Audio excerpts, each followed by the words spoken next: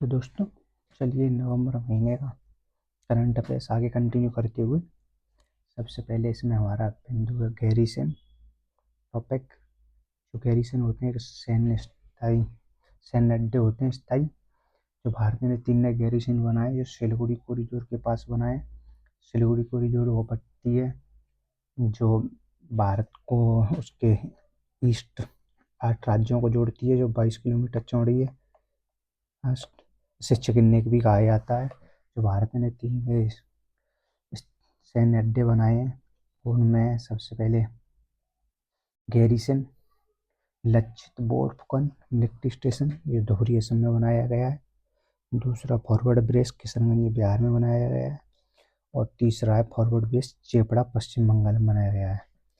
ये बांग्लादेश की स्थितियों को देखते हुए भी हाल ही में सरकार ने निर्णय लिया। अगला था कोरोनल मास इंजेक्शन, होता है चुंबकीय और चुंबकीय क्षेत्रों को विशाल विश्व सूर्य पर पैसे आज तक सूर्य पर देखा जाता था। कोरोनल मास इंजेक्शन पहली बार ये सूर्य के अलावा किसी दूसरे तारे पर देखा गया। जिस तारे पर देखा गया उसका नाम STKM1 1262। ये पेपर में आ सकता है, जैसे STKM1 1262 न्यूज में था। हाल ही में क्या था, ये एक लाल मोहना तारा था जिस पर कोरोनल मास इंजेक्शन देखा गया। यह पृथ्वी से लगभग 133 लाइट ईयर दूर है। अगला टॉपिक है बुकर पुरस्कार, से अंग्रेजी भाषा में लिखे गए उपन्यास के लिए दिया जाता है। इसकी स्थापना 1969 में यूके में की गई। इसको प्रदान करती है बुकर्स प्राइज फाउंडेशन, कोई एक NGO है। 2025 में से डेविड सालाय को दिया गया है। इनका जिसके लिए दिया गया उनका प्लेस उपन्यास प्लेस के लिए मिला, जो उनका उपन्यास था उसके प्लेस के लिए मिला उन्हें। सेंकाकुई द्वीप जो न्यूजीलैंड था, ये पूर्वी चीन सागर में स्थित है। या कांगलोरमेन स्टफ इनसे ज्वालामुखी चट्टानों से बना है, जैसे ज्वालामुखी से बने हुए द्वीपों में से एक है। हेलोसीन काल से निर्मित है। इसे लेकर चीन, जापान और ताइवान में विवाद है। तीनों देश कहते हैं ये मारा है। हालांकि इस पे अभी कब्जा जापान का है, जापान इसे रनिंग करता है। अजय युद्धाभ्यास सन 2025 में हुआ था। इसका 8 एडिशन था, बीकानेर में हुआ था। भारत और ब्रिटेन के बीच होता है। इसमें भारत की तरफ से सिख आर्मी रेजिमेंट ने भाग लिया और ब्रिटेन की तरफ से गुरखा।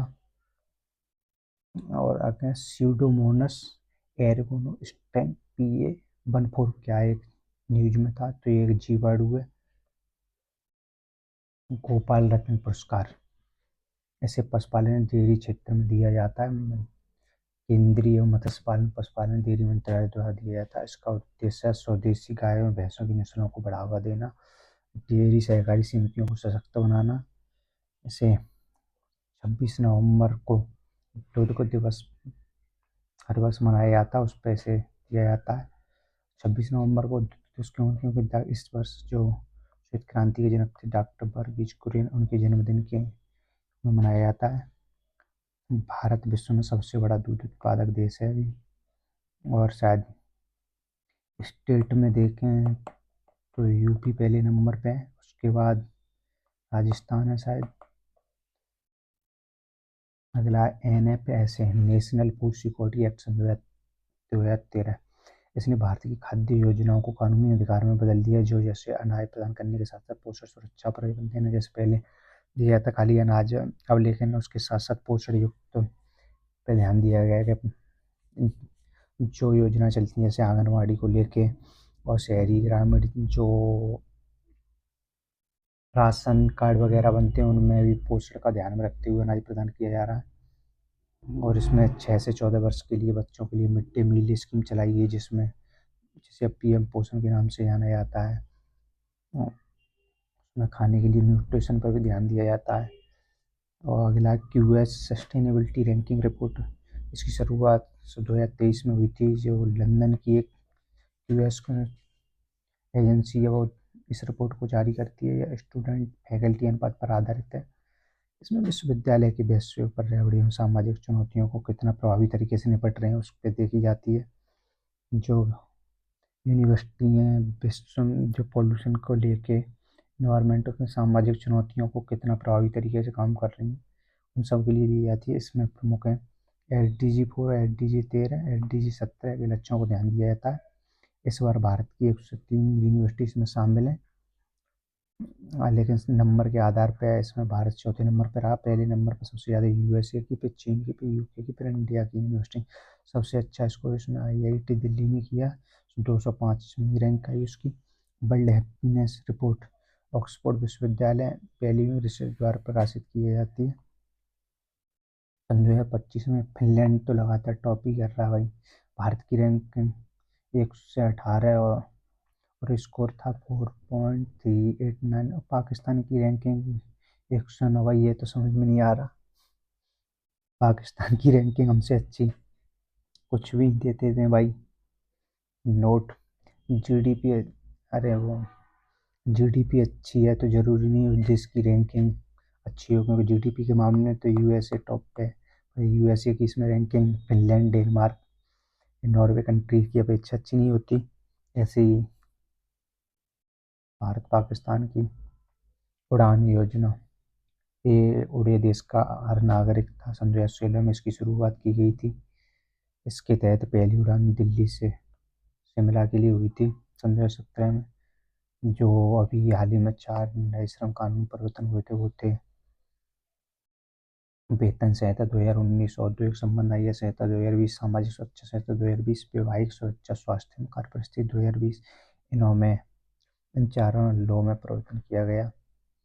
इसमें जो कोड ऑफ वेतन न्यूनतम मजदूरी था, पूरे देश में न्यूनतम मजदूरी का प्रावधान, ओवर टाइम पर डबल पे, नियमित समाधान, सुरक्षा, इंडस्ट्रियल एंड रिलेटिव कोड, उद्योग संबंध, नौकरी हड़ताल, विवाद से निपटान के नियम सरल हो, कंपनियों की नियुक्ति छुट्टियों से जुड़ी प्रक्रियाओं को सरलीकरण हो।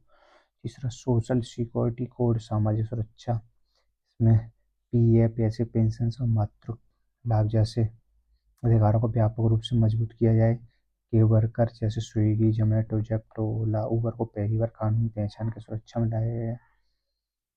और तीसरा ऑप्टिकल सेफ्टी, हेल्थ वर्किंग को था खतरनाक वातावरण में काम करने वाले कर्मचारियों के लिए सुरक्षा सुनिश्चित की जाए। महिलाओं को नियम के तहत रात में शिफ्ट काम करने की अनुमति दी जाए। अगला था जेवलिन मिसाइल, इसे कंधे पर रख के दागी जाने वाली एक एंटी टैंक गाइडेड मिसाइल है। ये USA द्वारा निर्मित है। इसे भारत हाल ही में परचेज कर रहा है। कासिवाजा की करीबा संयंत्र का है, विश्व का सबसे बड़ा परमाणु ऊर्जा संयंत्र है। इसे जापान में लगाया जा रहा है, क्योंकि जापान में इससे पहले जो घटना हुई थी तो इसे बंद कर दिया गया। जापान इसे दोबारा चालू कर रहा है। इसे टेपको नामक कंपनी द्वारा लगाया गया है। IBS India, Brazil and south Africa airlines से एक इनका संदेश है, एकता, सहयोग, मानवता को बढ़ावा देना चाहिए पूरी तरह विकासशील देशों का संघ है। इसमें तीनों लोकतंत्र और तीनों महाद्वीप से आते हैं। एक क्योंकि इंडिया एशिया से हो गया, ब्राज़ील दक्षिण अमेरिका से हो गया, साउथ अफ्रीका अफ्रीका से हो गया, तीनों कॉन्टिनेंट से आते हैं। ग्लोबल साउथ की आवाज़ के रूप में काम कर रहे हैं, जो चाहते हैं UNSC में सुधार हो और इन तीनों को पूर्ण सदस्य का दर्जा मिले। एक दूसरे को सहमति प्रदान करते हैं। गे प्रेडेक्ट तथा अफ्रीका का मूल निवासी है। साइट अपेंडिक्स फर्स्ट में ऐड किया गया है। IUCN में इंडेंजर्ड है। इसके न्यूज में रहने का कार्ड था। इसका अवैध रूप से व्यापार किया जा रहा है, तो में उसकी संख्या घटती जा रही है। वाइब्रेंट विलेज प्रोग्राम क्या है?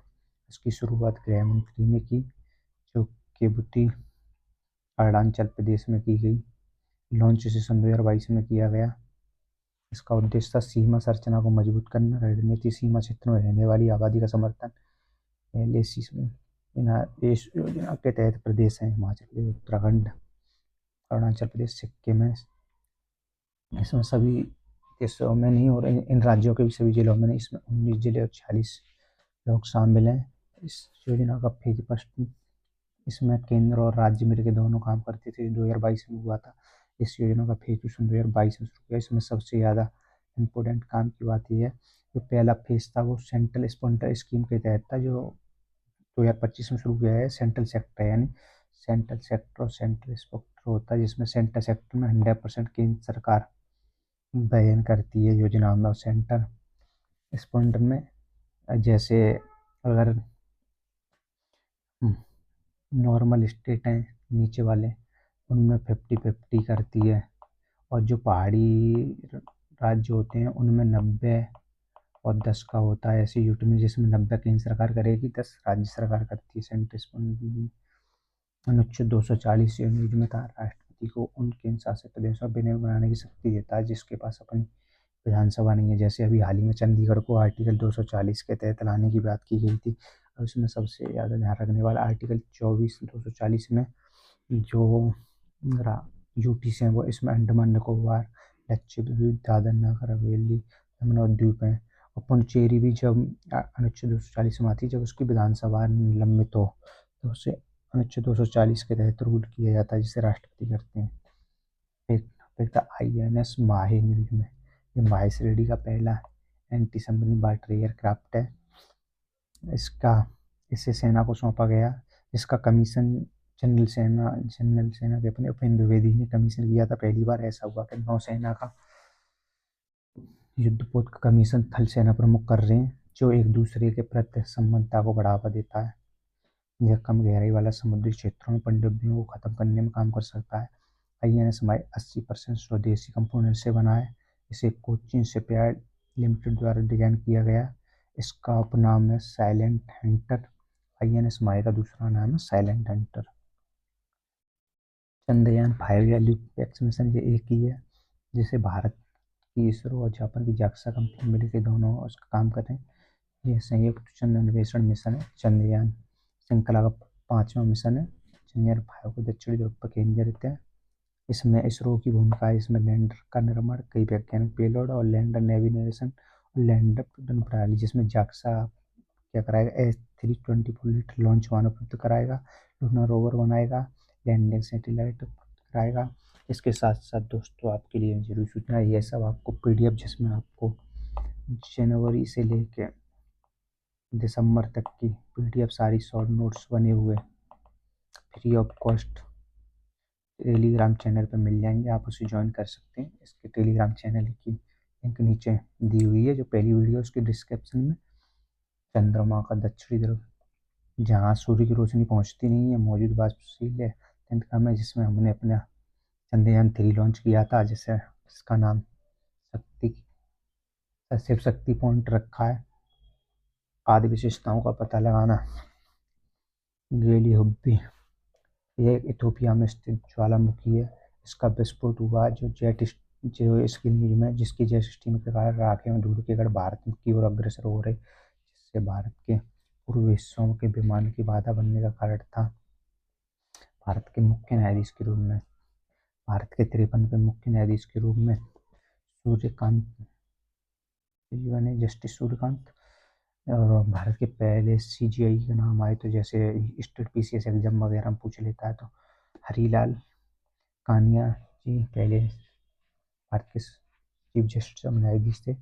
CGI की शपथ का उल्लेख आर्टिकल 124 सब 6 में।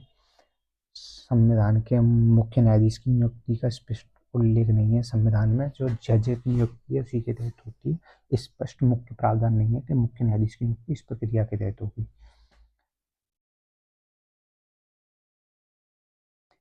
इसकी जगह जब अभी जैसे इनको नियुक्त किया जाता है तो इसकी प्रक्रिया होती है, जब सबसे पहले जो भारत के CGI होते हैं, अभी के जो रिटायर होने वाले, इस पर 1 महीने पहले अगले CGI का नाम विधि मंत्रालय को देते हैं।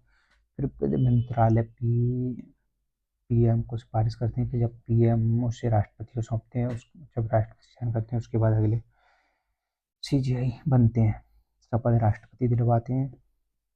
अनुच्छेद 124 में सर्वोच्च न्यायालय की नियुक्ति की प्रक्रिया, अनुच्छेद 127 में उच्च न्यायालय की है, जो हाईकोर्ट के जज होते हैं उनकी नियुक्ति का प्रावधान है।